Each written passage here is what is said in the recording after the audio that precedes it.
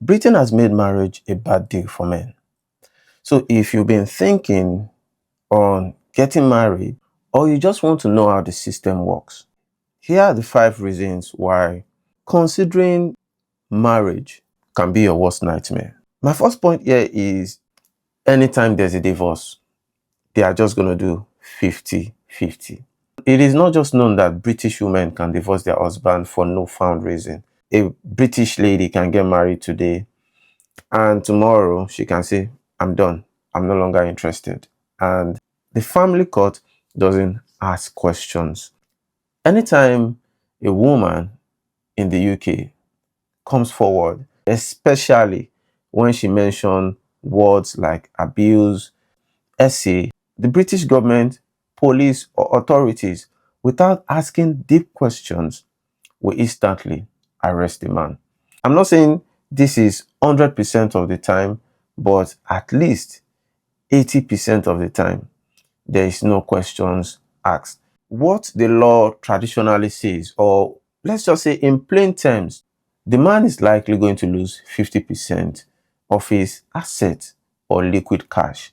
But this is not ultimately what happens. Due to the discretion of the judge can decide not to make it 50-50. The judge can decide to make it 70-30, 80-20. Here's the reason. If the wife was not able to work, taking care of the kids, taking care of the home front, what the judge will decide is, it is because she has been taking care of the home front and the kids, that is why you were able to amass such amount of asset. The just concern is the comfort of the primary health giver and the children. And think, if there is no man in the house of a lady with kids, there is definitely a man coming around. I talked about this in one of my videos, why women chase men out of the home during a divorce. 2, your premarital assets are not safe. Now, on getting married, the British government makes it look like any asset that you have acquired before marriage is entirely yours. In fact, according to law, that is the rule. And any asset acquired whilst you are married belongs to the both of you. It doesn't matter whether your wife brought 10% share or 10% liquid cash. In the case of a divorce, if the marital pot is not big enough to house your wife and kids, the judge will not have an option than to dig into your premarital assets. Yes, the judge has a legal power to dip into your asset, your investment, your savings. If the British law does not provide accommodation through your assets, the government will be the one taking care of your wife and kids. And what does this mean? Expenses on the government. Most scenario that usually happen in the UK is before the man actually gets married, he might have acquired 1 or 2 houses, and during the marriage he decides to rent an apartment. In the case that a divorce happens, the judge would not want to retain that rental apartment, especially because it doesn't belong to the ex-husband. Rather, the judge would dip its hand into the premarital asset of the husband and take or assign one of the houses that belongs to him to the ex-wife. Why this is to make sure the children especially live in comfort. Realistically, it is actually to please the woman. So let's talk about the zombie claim risk, which is the 3rd reason. And this is the scariest one. When most people get married and a divorce happens, they think it officially ended, especially when it comes to the financial ties between the ex-husband and wife. But this is not entirely true. This is just surface. In the UK, divorce does not automatically end your financial relationship. If you split up and you didn't get a judge to sign a specific document, which is called a clean break order, your ex has the legal right to come back 5 years, 10 years, or even 20 years down the line and demand a cut from any money, asset that you seem to have acquired after the divorce.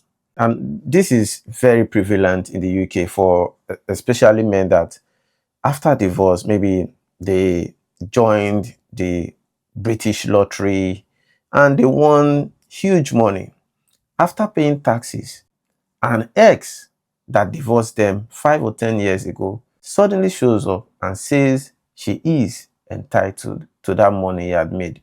Not only, in cases of lottery, there are also been some men that, for some reason, the business that they have been trying to build during the course of the marriage or immediately after the marriage didn't just pick up.